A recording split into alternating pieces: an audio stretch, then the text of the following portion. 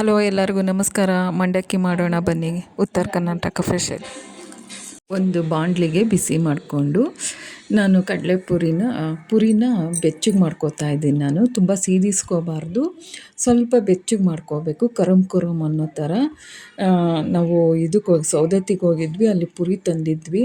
ಅದರಿಂದ ಅದು ಹಂಗೆ ತಿನ್ನೋಕ್ಕಾಗಲ್ಲ ಅಂತ ಈ ಥರ ಚಿರುಮುರಿ ಮಾಡ್ತಾಯಿದ್ದೀನಿ.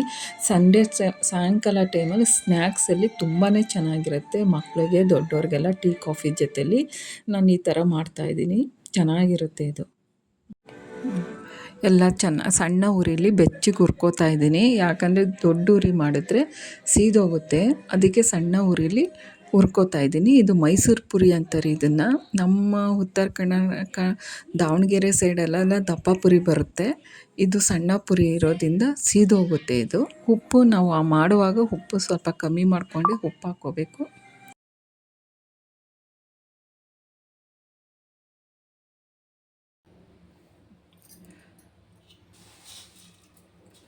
ಪುರಿನೆಲ್ಲ ಹುರ್ಕೊಂಡಿದ್ದೀನಿ ಚೆನ್ನಾಗಿ ಕರಮ್ ಅನ್ನೋ ಥರ.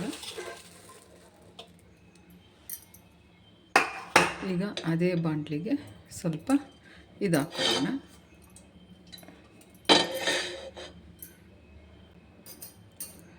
ಸ್ವಲ್ಪ ಎಣ್ಣೆ ಹಾಕ್ಕೊಳ್ಳೋಣ.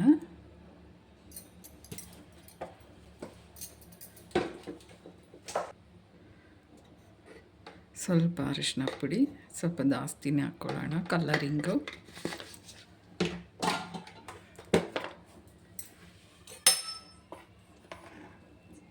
ಸ್ವಲ್ಪ ಅಚ್ಚ ಖಾರದ ಪುಡಿ.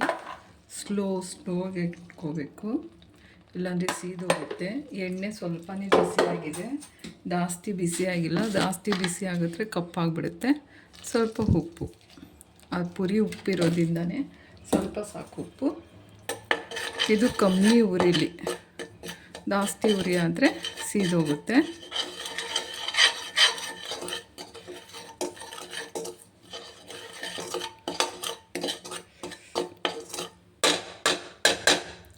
ಎಲ್ಲ ಮಿಕ್ಸ್ ಆಯಿತು.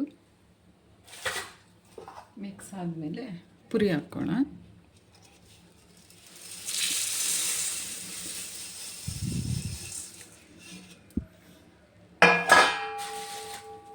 ಎಲ್ಲ ಒಂದು ಕಡೆಯಿಂದ ಮಿಕ್ಸ್ ಮಾಡಿಕೊಂಡ್ರೆ ಕಮ್ಮಿ ಉರಿಲಿ.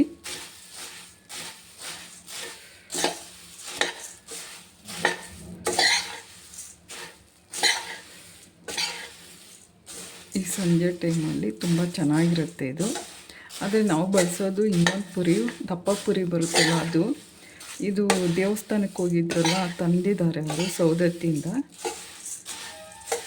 ಅದಕ್ಕೆ ಈ ಥರ ಮಾಡಿಟ್ರೆ ಖಾಲಿ ಆಗುತ್ತೆ ಅಂಥೇಳಿ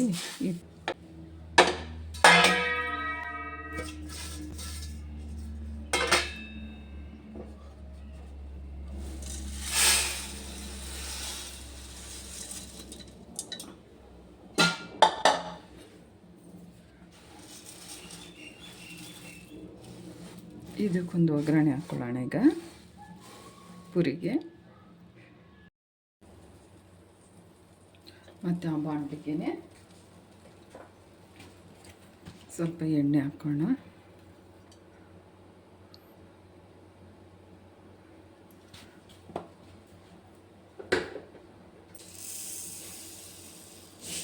ಸಾಸಿವೆ,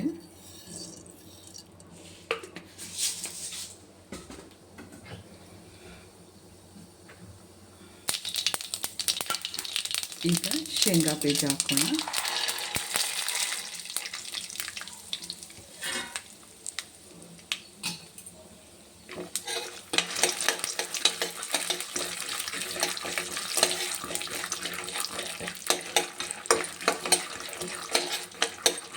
ಗರಿಯಾಗಿ ಹುರ್ಕೋಬೇಕು.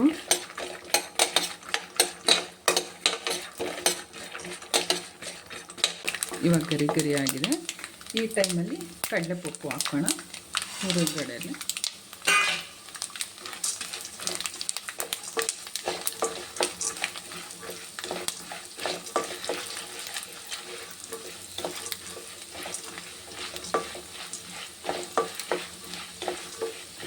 ಜಾಸ್ತಿ ಏನು ಮುಟ್ಕೊಳ್ಳೋದೇನು ಬೇಕಾಗಿಲ್ಲ.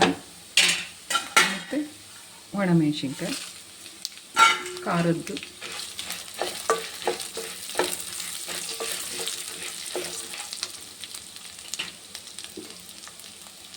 ಕರಿಬೇವಿನ ಸೊಪ್ಪು,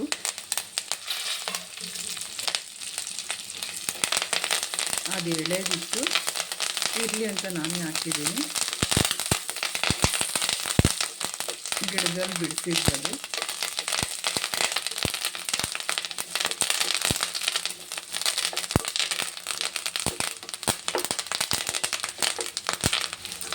ಸ್ವಲ್ಪ ಬೆಳ್ಳುಳ್ಳಿ, ಒಂದು ಗೆಡ್ಡೆ ಅಷ್ಟು ಬೆಳ್ಳುಳ್ಳಿ ಹಾಕಿದ್ದೀನಿ. ಚಿಪ್ಪೆ ಸಮೇತ ಕುಟ್ತಾ ಇದ್ದೀನಿ ನಾನು.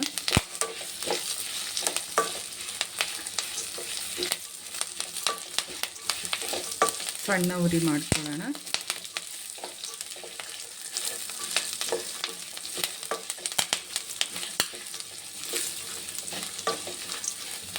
ಇವಾಗ ಸ್ವಲ್ಪ ಖಾರದ ಪುಡಿ ಹಾಕ್ಕೊಳ್ಳೋಣ. ಸ್ವಲ್ಪ ಸಕ್ಕರೆ ಹಾಕ್ಕೊಳ್ಳೋಣ ರುಚಿಗೆ. ನಮ್ಮ ಕಡೆ ಎಲ್ಲದಕ್ಕೂ ಸಕ್ಕರೆ ಯೂಸ್ ಮಾಡ್ತಾರೆ, ಉತ್ತರ ಕರ್ನಾಟಕ ಕಡೆ.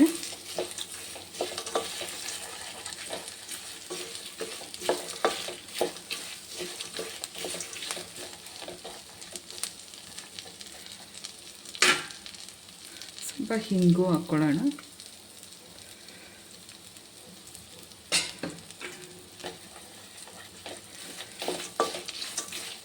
ಈಗ ರೆಡಿಯಾಗಿದೆ. ಸ್ಟವ್ ಆಫ್ ಮಾಡ್ತಾ ಇದ್ದೀನಿ. ಇವೆಲ್ಲ ಸಣ್ಣ ಉರಿಲೇ ಮಾಡ್ಕೊಂಡಿದ್ದು. ಜಾಸ್ತಿ ಉರಿ ಇಟ್ಕೊಂಡ್ರೆ ಸಿದೋಗುತ್ತೆ, ಅದಕ್ಕೋಸ್ಕರ.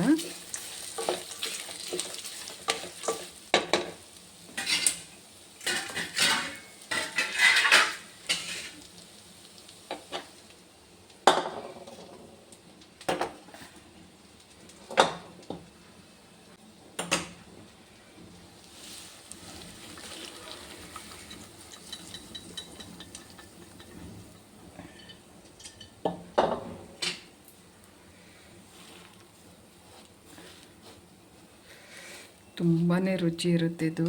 ಇದನ್ನು ಒಂದು ಬಾಕ್ಸಲ್ಲಿ ಹಾಕಿಟ್ಕೊಂಡ್ರೆ. ಈ ವಿಡಿಯೋ ನಿಮ್ಗೆ ಇಷ್ಟ ಆದರೆ ಲೈಕ್ ಮಾಡಿ, ಶೇರ್ ಮಾಡಿ, ಸಬ್ಸ್ಕ್ರೈಬ್ ಮಾಡಿ, ಬೆಲ್ ಐಕನ್ ಒತ್ತೋದು